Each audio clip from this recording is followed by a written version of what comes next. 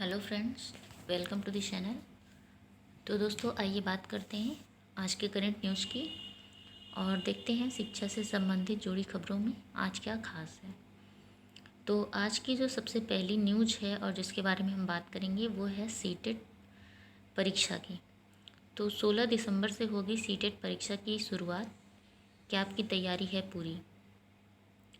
और 2 महीने की मेहनत दिलाएगी सफलता, यूपी टेट अभ्यर्थियों के लिए भी एक मौका। ठीक है। इसके साथ ही कई कोचिंग संस्थान भी हैं जिनमें आप पैड कोर्स हो या फिर बुक्स हैं आपके पास, उससे किसी भी तरीके से आप पढ़ सकते हैं। तो यूपी टेट 2021 के परीक्षार्थी जो हैं उनके लिए भी एक मौका देखा जा रहा है यहाँ पर, क्योंकि यूपी टेट जो है इसकी भी डेट आ गई है और सी टेट जो है इसकी भी डेट आ ही गई है। और ऑनलाइन आवेदन दोनों ही जल्दी पूरे किए जाएंगे और एग्ज़ाम जो है नवंबर दिसंबर में लगभग दोनों का है। तो आप सभी जल्द से जल्द अपनी तैयारी को पूरा करें और जो एग्ज़ाम है उसे अच्छे तरीके से बीट करें। और इसके साथ ही आइए चलते हैं अगली न्यूज़ पर। तो अगली न्यूज़ आती है शिक्षक शिक्षिकाओं को वितरित किए गए विद्यालय आवंटन पत्र। तो यह न्यूज़ जो है वो कानपुर देहात की निकल के आ रही है। सचिव बेसिक शिक्षा परिषद के निर्देशों की जानकारी देते हुए शिक्षा बेसिक शिक्षा अधिकारी सुनील दत्त ने बताया कि अंतर जनपदीय स्थानांतरण प्रक्रिया जो है वह इस समय जारी है। इसमें जनपद में कार्यभार ग्रहण करने वाले अध्यापकों में से छूटे हुए अध्यापकों के विद्यालय आवंटन शासनादेश 21 फरवरी 2021 में दिए गए निर्देशों के अनुपालन में मंगलवार को ऑनलाइन प्रक्रिया के अंतर्गत कुल 10 शिक्षक शिक्षिकाओं को विद्यालय आवंटित किया गया है, जिसमें कि 8 महिला और 2 पुरुष शामिल हैं। विद्यालय आवंटन पत्र जिला बेसिक शिक्षा अधिकारी एवं वित्त एवं लेखाधिकारी बेसिक द्वारा वितरित किए गए हैं। ठीक है। इसके बाद अगली न्यूज़ आती है सरकारी स्कूल के बच्चों को 5 साल तक मिलेगा मिड डे मील। केंद्र सरकार ने लिया है यह फैसला।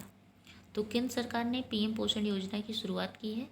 केंद्रीय मंत्रिमंडल की बैठक में योजना को मंजूरी मिल गई है। इससे देश भर के 11.2 लाख से अधिक सरकारी और सरकारी सहायता प्राप्त स्कूलों के छात्रों को फ़ायदा मिलने की उम्मीद की जा रही है। योजना के तहत स्कूलों के छात्रों को मिड डे मील यानी दोपहर का जो भोजन है वह सुनिश्चित किया जाना है। इसके साथ ही उन्होंने जो है बहुत सारे पैसों की भी बात की है, यानी कि जो उसमें अनुमानित लागत है उसकी भी बात की गई है और यह जो प्रक्रिया है उसे पूरा करवाया जाएगा। अगली न्यूज़ आती है चयनित अभ्यर्थी 1 अक्टूबर से करेंगे धरना प्रदर्शन। तो यह न्यूज़ जो है प्रयागराज से निकल के आ रही है कि टीजीटी 2016 के चयनित अभ्यर्थी कॉलेज आवंटन की मांग को लेकर के 1 अक्टूबर से धरना प्रदर्शन करेंगे। अभ्यर्थियों का कहना है कि 7 दिन प्रदर्शन के बाद भी चयन बोर्ड अध्यक्ष और उप सचिव की ओर से सिर्फ आश्वासन ही दिया गया है, जबकि टीजीटी पीजी 2021 की भर्ती प्रक्रिया तेज़ी से चल रही है। ऐसे में उनके पास विकल्प नहीं बचता है। 1 अक्टूबर से शुरू होने वाले आंदोलन के लिए प्रत्येक जिले में एक टीम गठित की गई है। अभ्यर्थियों ने बुधवार को बीजेपी के संगठन मंत्री सुनील बंसल और प्रदेश महामंत्री अनूप गुप्ता से भी मिलकर यह समस्या उन्हें बताई है। ठीक। इसके बाद अगली न्यूज़ आती है धार्मिक आयोजनों को शर्तों के साथ छूट। तो जैसा कि आप सबको पता है कि कोरोना महामारी जो है थोड़ी सी कवरअप हो रही है। हालांकि इसमें कोविड टीका, लोगों का जो जागरूकता होना और लोगों के बीच बचाव के कारण ऐसा संभव हो पा रहा है। तो आप इसे ऐसे ही बनाए रखिए, क्योंकि खतरा जो है अभी टला नहीं है। तो इसमें आप जितनी देर करेंगे या फिर जितने ही आप ढील देंगे, इससे आपको खतरा हो सकता है। इसके साथ ही फैसला लिया गया है कि दिल्ली में 8वीं तक के स्कूल दिवाली तक नहीं खुलेंगे और कई चीज़ों का इसमें ध्यान भी रखना है। हालांकि यह दिल्ली की न्यूज़ है कि 50% लोगों को ही आयोजन स्थल पर रहने की इजाज़त है। 1 सितंबर को 9वीं से 12वीं तक के स्कूल खुलेंगे राजधानी दिल्ली में। और यह जो निर्णय लिया गया है वह विशेषज्ञों की सुझावों के बाद निर्णय लिया गया है। कक्षा 6 से 8 तक के स्कूलों को खोलने पर त्यौहार के बीतने के बाद ही विचार किया जा सकता है। ठीक है। तो आप सभी अपनी सेहत और स्वास्थ्य को लेकर के उतने ही जागरूक रहें, उतनी ही तटस्थता से अपने स्वास्थ्य के प्रति चिंतित रहें और इसके लिए सबसे ज़रूरी है आपको अपने स्वास्थ्य के प्रति जो भी गाइडलाइंस हैं उनका पालन करना। इसके बाद अगली न्यूज़ आती है, पुरानी भर्तियों में भी लागू होगा EWS आरक्षण। आवेदन लेने के बाद जिन भर्तियों में अभी तक नहीं हुई थी परीक्षा, उनमें मिलेगा लाभ। तो यह आती है लखनऊ से न्यूज कि उत्तर प्रदेश अधीनस्थ सेवा चयन आयोग पुरानी भर्तियों में भी आर्थिक रूप से कमजोरों को 10% आरक्षण का लाभ देने जा रहा है। आयोग ने जिन भर्तियों के लिए पूर्व में आवेदन किया है उनकी अभी तक परीक्षाएं नहीं हुई। ऐसी भर्तियों में अधिक जो आर्थिक रूप से कमजोर पात्र अभ्यर्थियों को लाभ देने के लिए प्रमाण पत्र लगाने का मौका मिलेगा। वहीं पात्र होंगे जिन्होंने भर्तियों के लिए पहले से आवेदन किया है। और राज्य सरकार ने आर्थिक रूप से कमजोरों की भर्तियों में 10% आरक्षण की व्यवस्था की है।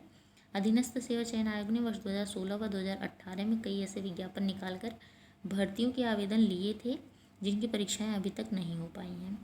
आयोग ने इस परीक्षाओं को कराने के पहले ही कार्मिक विभाग से आरक्षण देने के संबंध में राय मांगी थी। इसमें स्पष्ट कर दिया गया कि 1 फरवरी 2019 से पहले अगर विज्ञापन निकाल कर आवेदन लिए जा चुके हैं और परीक्षा नहीं हुई है तो पात्रों को आरक्षण का लाभ जरूर मिलेगा।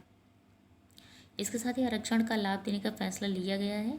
आयोग ने यह फैसला किया कि राष्ट्रीय सूचना विज्ञापन NIC के नए सिरे से सॉफ्टवेयर तैयार किया जाएगा। इसमें आरक्षण संबंधी प्रावधान कराते हुए पात्रों को आवेदन करने के लिए 15 दिन का मौका दिया जाएगा।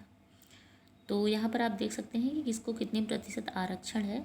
तो अनुसूचित जाति जो है 21%, अनुसूचित जनजाति जो है 2%, OBC 27% और आर्थिक तौर पर कमज़ोर सामान्य वर्ग 10%। ठीक, और इन भर्तियों में मिलेगा लाभ।